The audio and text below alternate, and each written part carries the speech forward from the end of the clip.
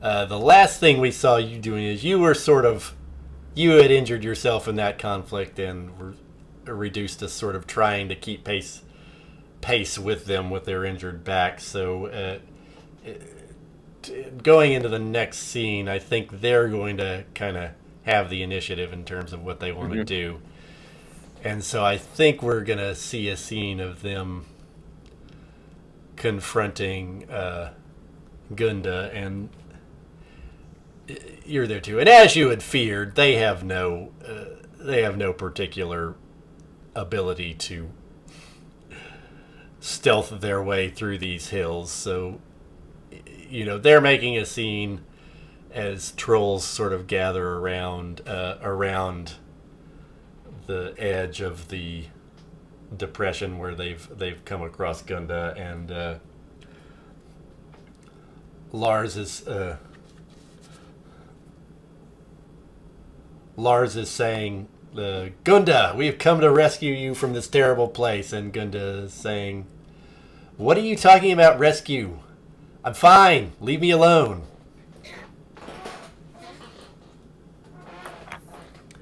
And the other brother says, the magic of the singing stones. And they sort of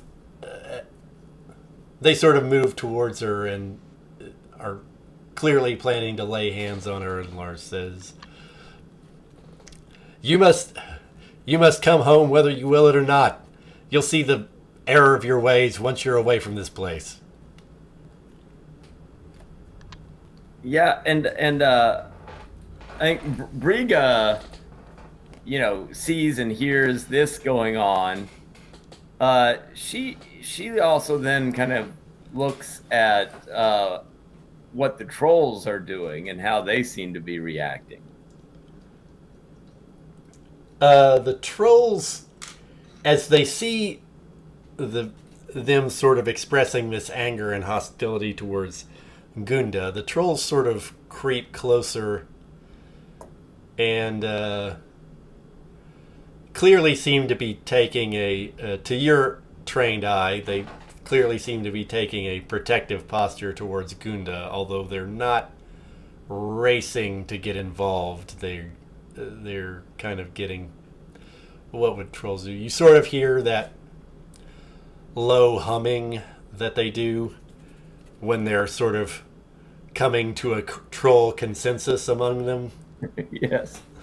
Um, yeah. So I think Briga uh, kind of not at a full sprint, which would probably be too painful, but she kind of runs up to uh, Lars and Gunda, and uh, Briga addresses Gunda and says, your brothers were worried about you and think that you have been charmed by the singing stones."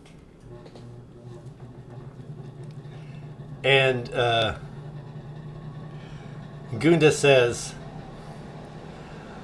I am charmed by the singing stones, but it's my business what I choose to be charmed by. I am seeking a new musical concept, and I need these stones to show me the way. And Briga, hearing that, will Yeah. say, to Lars, say, she does not sound like somebody who has lost her mind. She just Right. said she was charmed. I mean, it's proves I'm right. Well, yeah, there are charms and there are charms, but there are plenty of artists and musicians who have found inspiration in uh, what some people might consider to be strange places.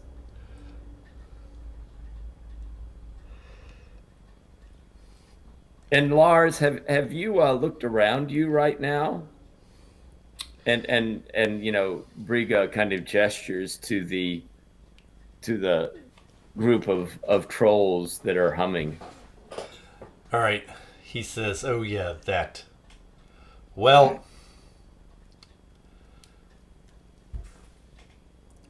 I think it's time for me to take a stand." And he sort of puffs out his chest and says, "Trolls, this is our sister. We're responsible for her, and we're taking her home. Don't try to stop us." And at that, Lars and Ame go ahead and each grab one of Gunda's arms. She yells in protest, and the trolls all sort of hum a single note now and start loping down the side of the mountain.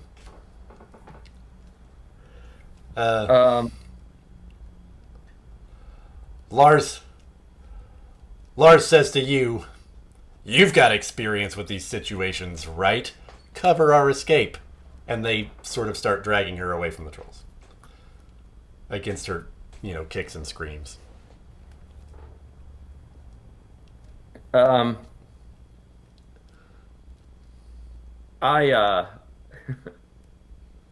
You're welcome for the money, by the way. It's like, you know, I you know, you see a panel.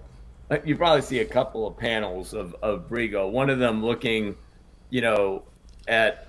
at Lars and Gunda, and then you see another panel, looking at those approaching trolls, and and you also see, Briga with a thought balloon saying, Lars has no idea the mess he's getting into. And then, she sighs and she turns to face the trolls. Not in a fighting posture, but she has her hands right. out and says,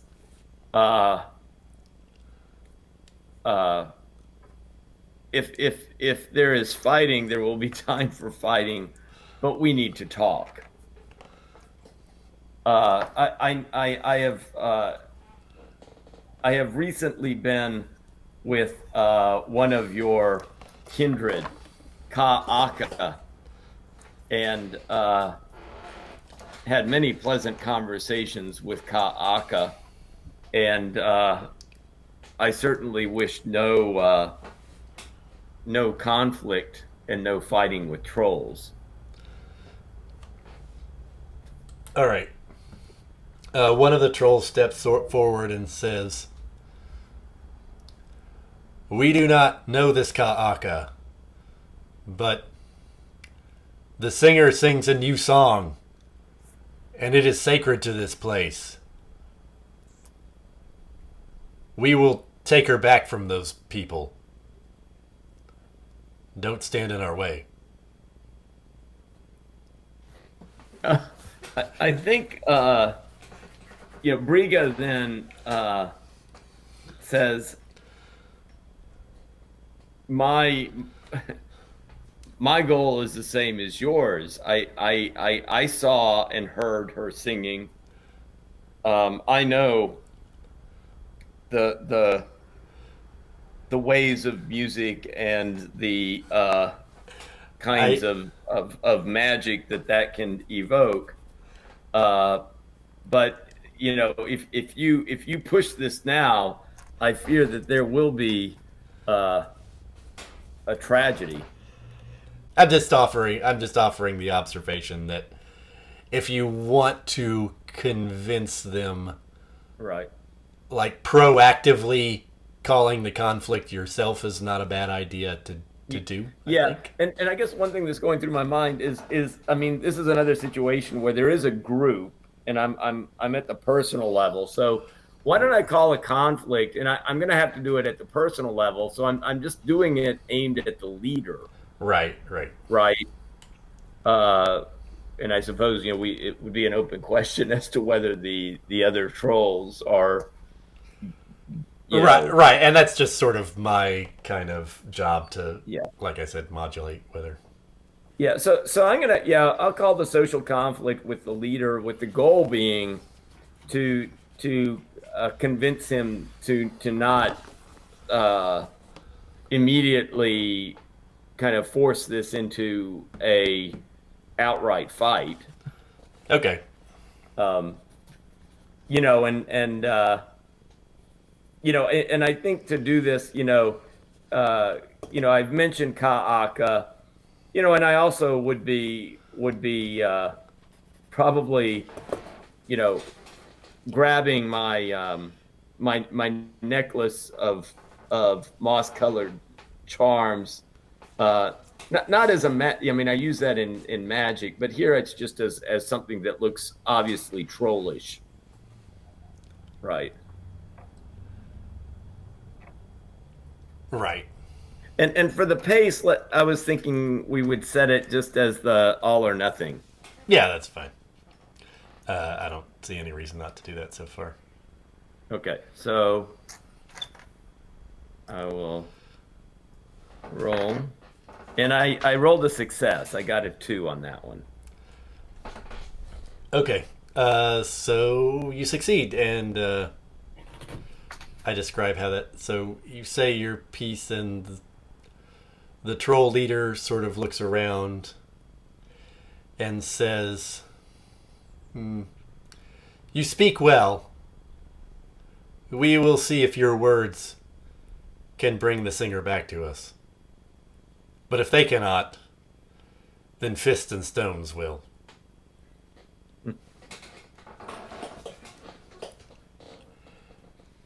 And and I think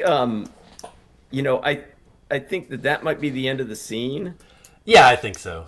Yeah, and I think what I might propose, we'll switch back to Vulgaria, but Right. what I might propose for the next one would be, Briga trying to follow, Gunda and the two brothers, Right.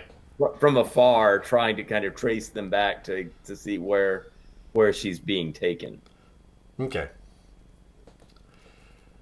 So we'll plan for that for next, and then we'll go back to Vulgaria, who I think it's safe to say is underwater, Yeah. along with I'll be right back. Okay. Brother Klaus. So, Yes. so in the murky depths of the water, you sort of see Brother Klaus sort of flailing and sinking downwards. He can't swim, apparently. But the sea people have also seen him, and the sea woman has seen him, and they are coming in a circle around him and around you. And Am I close enough to reach him? you can reach him, yes. Okay, I think I'm going to pull him close. And okay, how does the troll magic work? Can I is it just like a Well, spell? well, so it's kind of weird because in order to call a magic conflict, you have to have time to prepare, like a ritual or something like that.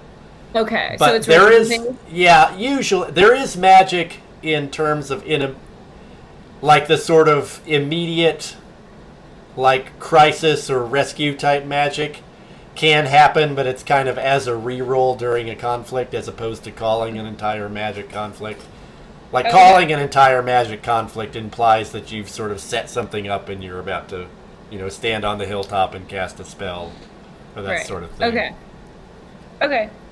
So I guess I kind of grab Brother Klaus to my to my person, and then I maybe kind of motion upwards to the sea people, and then I just start swimming up and wave goodbye. Okay. So the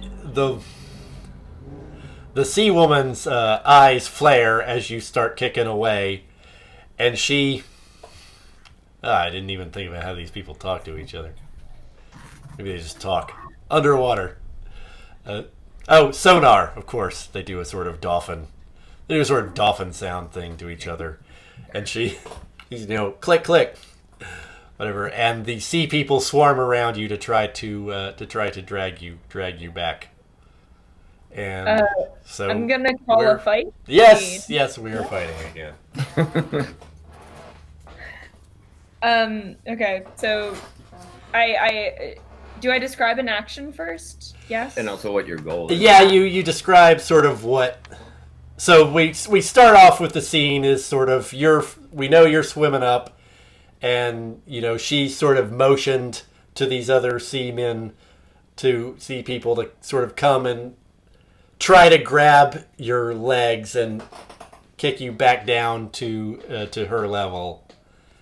And then so you'll sort of describe going into the conflict what you're doing to fight back against that, and then we'll roll. Also, you called the conflict, so you pick the initial pace of the conflict. Okay, so I think that I'm going to do the action by action pace just because I'm underwater. Things seem to be kind of, a little bit like things will take a little longer. Yeah, it's difficult. So that's the highest one. I might pull it back to the middle one. Okay.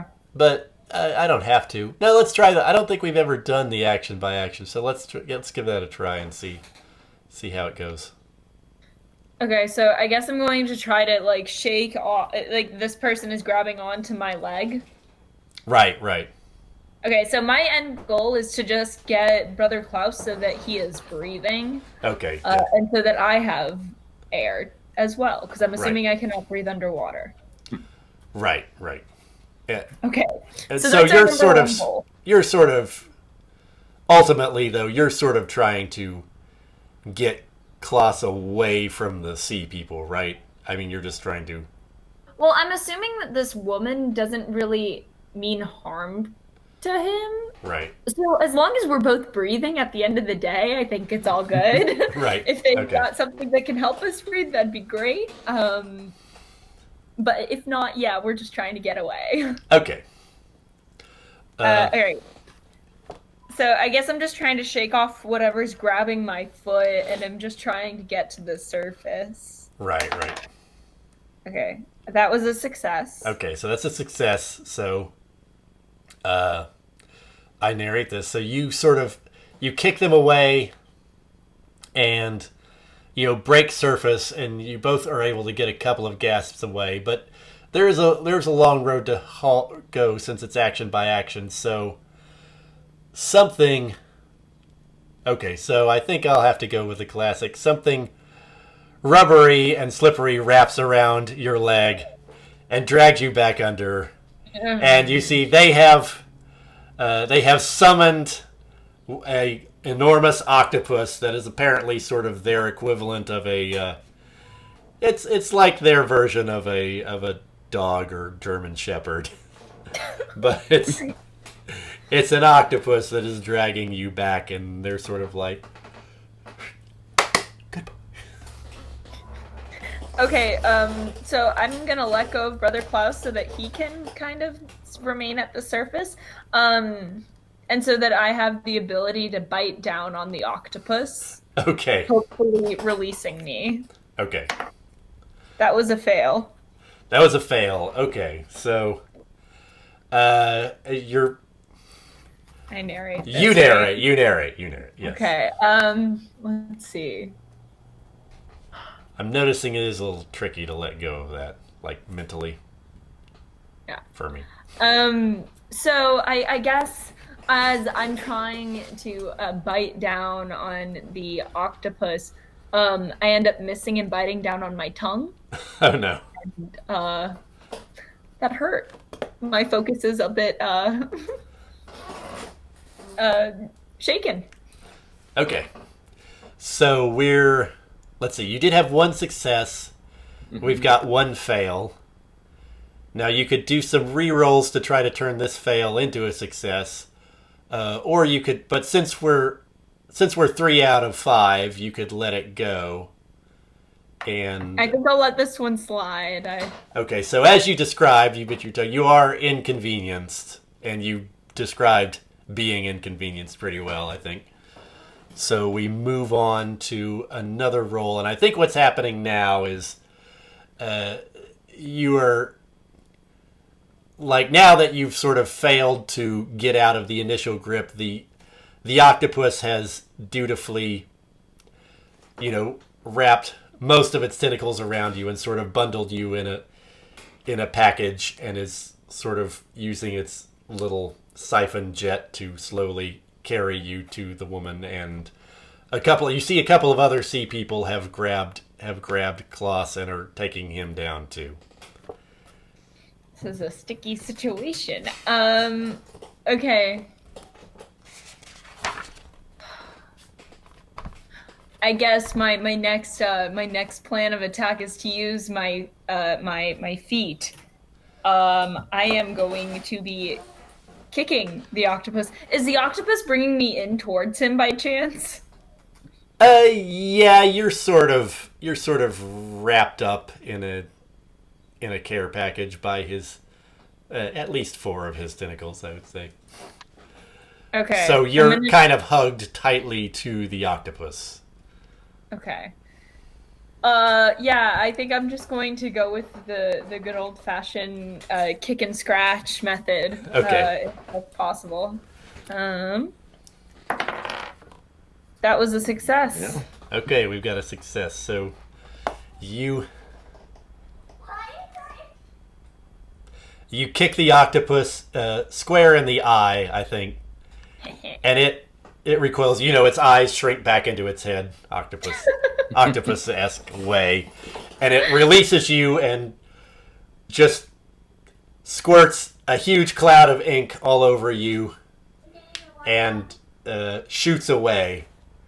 And as your vision disappears in this ink, you see, so you're on 2 successes, but you see the sea people making off in some direction downwards in the sea with Brother Klaus. So you're still in it.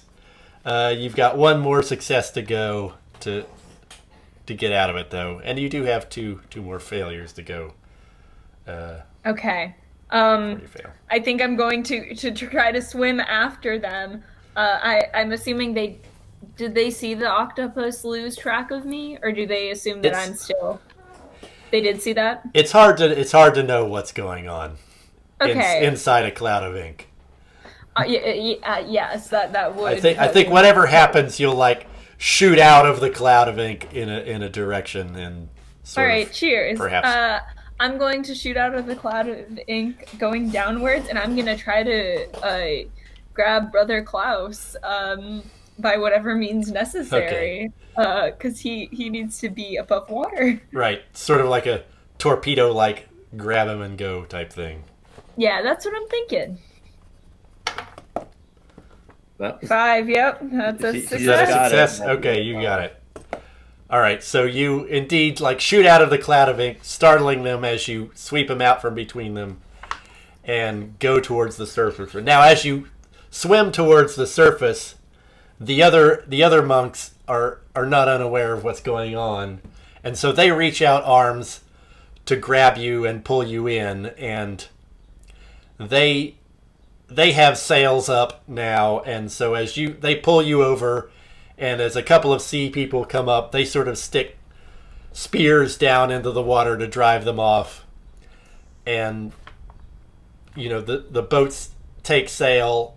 There's a strong wind now, and the boats take sail and push away from where the sea people are sort of gathering up their wits again. And as they sail off, you sort of Klaus is sort of coughing out water, and the other monks are holding him down as he's still reaching out and going, no, no, I have to. And then at the end of this, we probably see the scene of you sort of looking back behind you, and the one woman with her head and shoulders above the water, sort of glaring at you, and then zoop disappearing under the sea. Oh no, I think I've made an enemy.